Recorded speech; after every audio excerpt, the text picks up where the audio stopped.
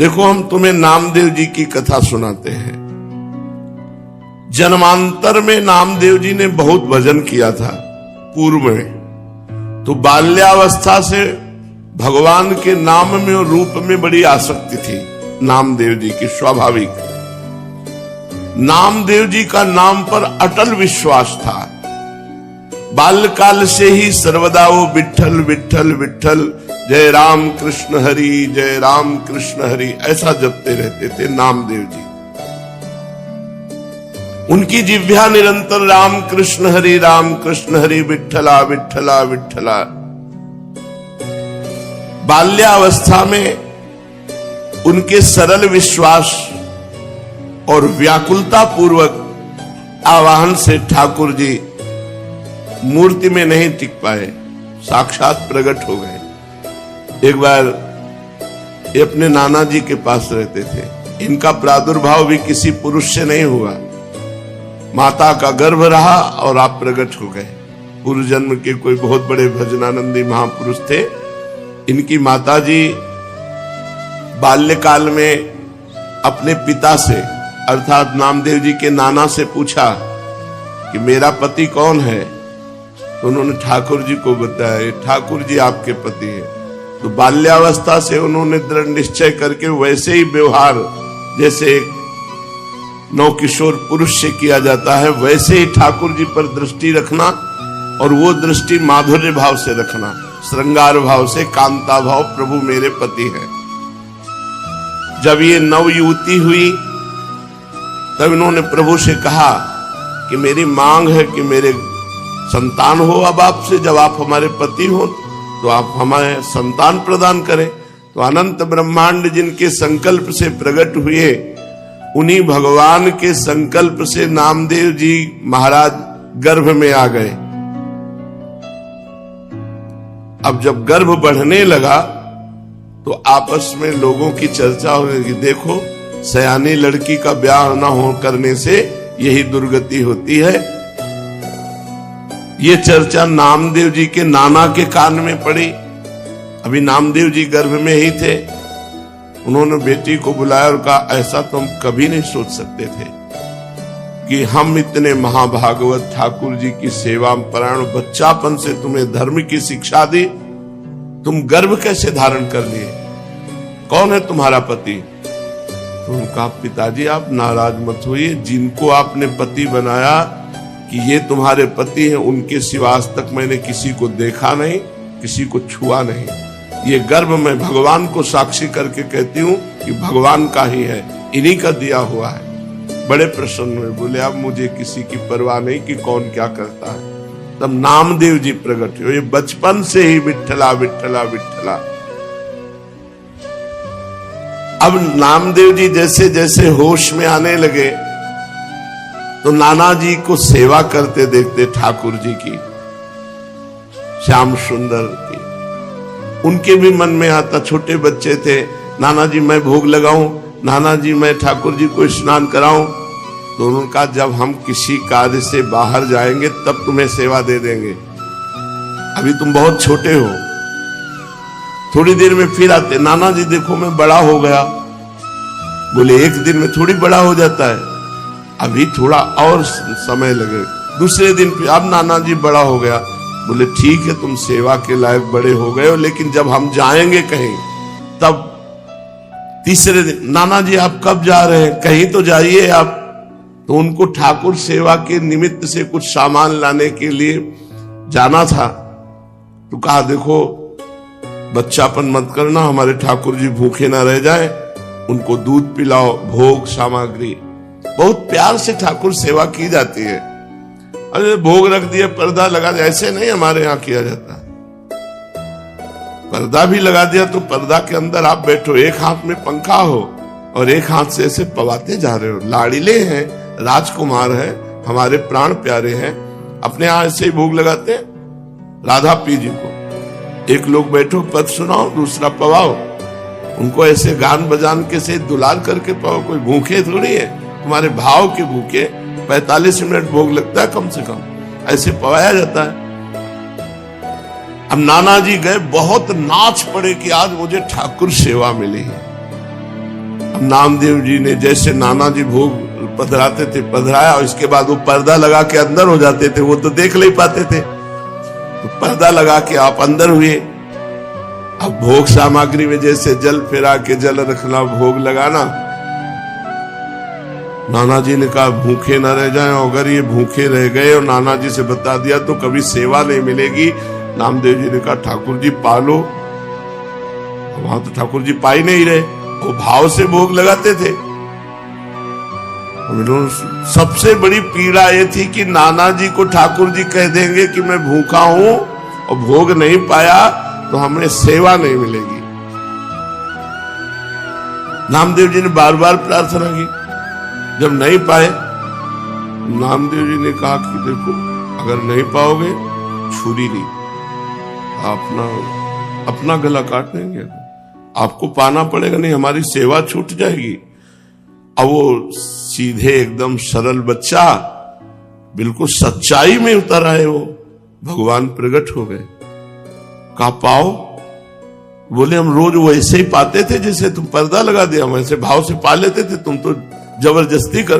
बोले नहीं, पूरी थाल का पाओ।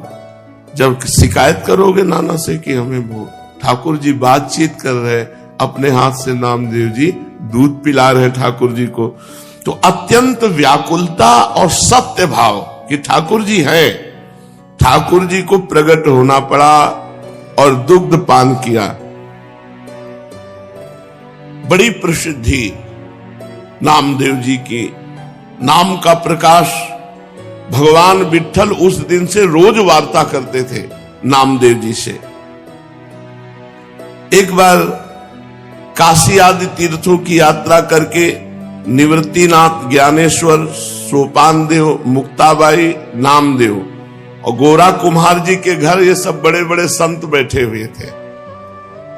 समस्त साधुजन गोरा कुम्हार भी बड़ी ऊंची के स्थिति के महात्मा थे, तो उनके यहां एक थापी पड़ी हुई थी जिससे मटकी को गोल किया जाता है। मुक्ताबाई ने ऐसे थापी उठाई और गोरा कुम्हार से कहा चाचा जी ये क्या वस्तु है? गोरा कुम्हार जी ने कहा ये थापी है। मुक्ताबाई ने कहा ये किस काम में आती है? गोरा कुम्हार ने कहा इससे मिट्टी के घड़े को ठोक ठोक करके देखा जाता है कि पक्का हो गया कि कच्चा भी है। मुक्ताबाई ने कहा अच्छा, इससे देख करके पता चलता है पीट करके कि घड़ा पक्का है या कच्चा? तो मैं देखूं घड़ा पक्का है कि कच्चा? तो उनका देख लो। उन्होंने समझा घड़े की बात। उन्होंने ज्ञानदेव, सोपान देव, एकनाथ जी, बड़े बड़े भक्त जो बैठे थे सब कैसे थापी मारी, कोई नहीं बोला। जब नामदेव जी के थापी मारी तो उन्होंने कहा ये क्या है, ये क्या खिलवाड़ कर रहे, सर पे थापी मार। बोले चाचा ये घड़ा कच्चा है। ये बोल पड़ा ये घड़ा कच्चा है। तो सब संत हंस दिए, गोरा कुम्हार जी भी हंस दिए और कहा अच्छी बात है, कच्चे हैं नामदेव। गोरा कुम्हार ने जब कहा कि हाँ कच्चा, तो नामदेव जी को बड़ा सकुच लगा, एक अपमान जैसा प्रतीत हुआ और वे क्रुद्ध हो गए। उन्होंने कहा दोबारा थापी हमारे माथे पे मत मार देना। और सब लोगों ने हमें कच्चा क्यों कहा? यह अन्यायपूर्ण क्रिया साधु हो करके ऐसा थोड़ी किया जाता है, नामदेव जी ने कहा। गोरा कुमार और अन्य साधुओं के मस्तक पर जब थापी थप थप करके लगी तो किसी ने नहीं बोला, लेकिन नामदेव जी को गुस्सा आ गया और नामदेव जी ने ऐसा बोला। गोरा कुम्हार जी ने कहा यह कच्चा घड़ा पक्का है, मतलब इसमें संशय नहीं है, नामदेव जी कच्चे साधु हैं। अब उनको और सब संतों के बीच में ऐसा जब कहा तो हृदय में बड़ा चुभा। नामदेव बुरा मत मानना, तुम भक्त अवश्य हो, इसमें कोई संशय नहीं, पर अभी तुम्हारे अभिमान को कोई चोट नहीं पहुंचाया, अभी तुम्हारा अभिमान सुरक्षित है, इसलिए तुम कच्चे साधु हो। ठाकुर जी के पास वो एकांत में गए विट्ठल भगवान से, और विट्ठल भगवान से कहा कि सब लोग हमको कच्चा कह रहे हैं, तो मैं कहां से कच्चा हूं? कह रहे तुम्हारे अंदर अभिमान है। हमने वहां सभा में पूछा कि तुम कैसे कह सकते हो मैं कच्चा हूं? तो हमें जब भगवान साक्षात हमसे बात करते हैं तो कच्चा कैसे? तो उन्होंने कहा तुम निगूढ़ा हो, तुमने अभी तक गुरु नहीं बनाया इसलिए तुम कच्चे हो। तो मैं आपसे ये पूछ रहा हूं कि गुरु का कार्य क्या होता है? आपसे मिला देना हो। आप रोज हमसे बात करते हो तो हमें गुरु की क्या आवश्यकता है? नामदेव जी ने कहा। नामदेव जी अत्यंत दुखी पंढरपुर भगवान श्री विट्ठल जी से ऐसी जब प्रार्थना की तब विट्ठल भगवान ने कहा कि जो संतों ने निर्णय किया वो सच्चा निर्णय किया है, तुम अभी कच्चे हो। अब तो और जलन पैदा हो गई। अभी तक तो संत कह रहे थे, अब भगवंत भी कह रहे हैं। तो प्रभु बताओ मैं पक्का कब होऊंगा? क्योंकि मैंने आपके सिवा किसी को कुछ नहीं माना, आप ही सब कुछ हमारे हो। देखो, जब तक तुम गुरु को स्वीकार नहीं करोगे तब तक तुम चाहे हमारे गले लगो, हमसे बात करो, हमारे संग खेलो, तो भी तुम कच्चे ही रहोगे। हम तुम्हारे साथ सदैव रहते हैं, किंतु इस पर भी तुम्हें किसी मनुष्य देहधारी पुरुष को गुरु रूप स्वीकार करके उसके सम्मुख साष्टांग दंडवत होकर उसकी शिक्षा ग्रहण किए बिना तुम पक्के साधु नहीं हो सकते। क्योंकि तुम्हारा अहंकार जो कहते सुरक्षित है। जब गुरुदेव के चरणों में साष्टांग लौटोगे और उनके वचन सुनोगे तब तुम्हारा अहंकार नष्ट होगा। अतएव तुम गुरु का वर्ण करो। तो नामदेव जी ने कहा कि प्रभु मैं कहां गुरु खोजूं, किसको गुरु बनाऊं? तो कहा जाओ, सामने जंगल है, उसमें एक भगवान शंकर का मंदिर है, उसमें एक विशोबा खेचर नाम के महापुरुष पड़े हुए हैं, उनको गुरु रूप में वरण कर लो। वहां गए, बड़ी विचित्र दशा देखी।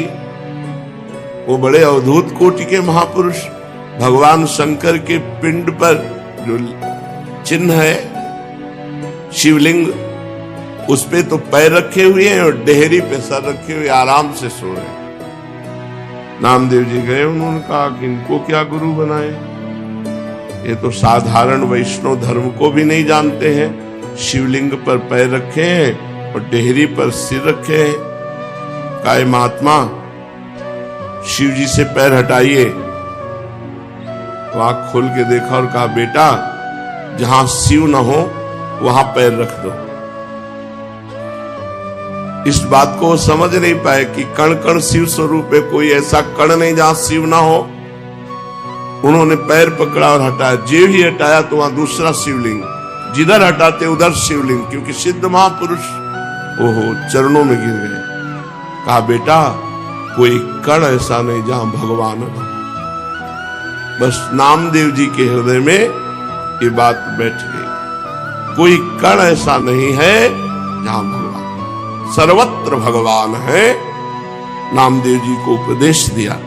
नामदेव जी ने विशोबा जी के चरणों में आत्मसमर्पण कर दिया।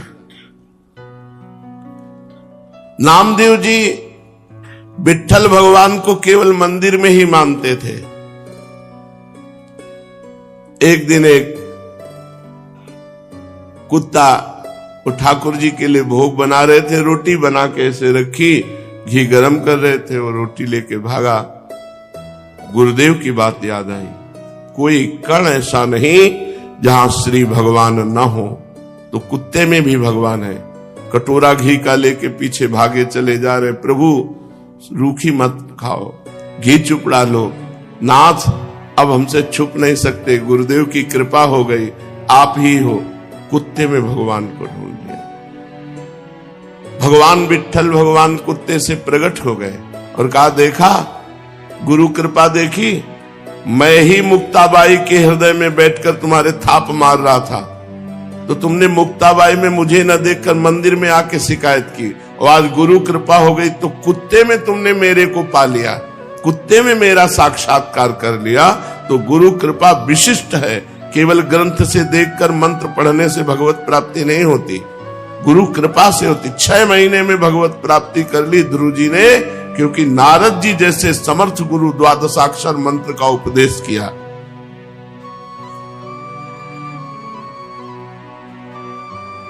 पांडुरंगा के आदेश से नामदेव जी सिद्ध महापुरुष हो गए, सर्वत्र भगवान का। एक बार भूत प्रकट हुआ तो उसमें कहा जय हो लंबकनाथ, बहुत लंबा चौड़ा भूत, उसमें विट्ठल भगवान को देख लिया। नामदेव जी के निरंतर अश्रु चलता रहता और गुरु प्रताप से सर्वत्र भगवान का साक्षात्कार करते। अचित चित ईश्वर, चेतन अचेतन सब कुछ भगवान है, ऐसा नामदेव जी को दर्शन होने लगा। व्यास, पाराशर आदि महर्षि गण ने चेतन अचेतन सब कुछ भगवत स्वरूप लिखा, भगवत स्वरूप देखा। इसलिए नित्य गुरु की आज्ञा में रहे। प्रकृति अविकृति विश्वयोनि शुभा नाना वर्णात्मिका अजा त्रिगुण सुनिलया अव्यक्ता निर्व्यापारः परार्था महन्मितसु, ऐसी दिव्य माया शक्तियों का पार पाकर वो परम पद का अधिकारी होता है जो गुरुदेव के चरणों का आश्रय ले लेता है। इस प्रकार चेतन अचेतन में सर्वत्र भगवत दर्शन कराने की सामर्थ्य केवल गुरुदेव में है। केवल मंत्र जपने से नहीं होगा कि तुम किसी किताब पुस्तक ग्रंथ से मंत्र ले लो और उसी से जपो और भगवान की प्राप्ति हो जाएगी। हमको ऐसे गुरु की जरूरत है जो आकार रूप धारण करके हमारे सामने हमको उपदेश करें, हमको डांटे, हमको दुलार करें, जिससे हम माया मुक्त हो जाएं। शिष्यस्य तद्दिनम देवी कोटि सूर्य ग्रह समः चंद्र ग्रहण कालम ही तद्दिनम वरवर्णिनी गुरोर दर्शन मात्रेण सर्व पापै प्रमुच्यते तत्क्षणात् चलापांगी दानम कुर्याद् विचक्षयाः। हे महादेवी, जिस दिन गुरु दर्शन लाभ हो जाए उस दिन शिष्य को करोड़ों सूर्य ग्रहण में दान देने का फल प्राप्त हो जाता है।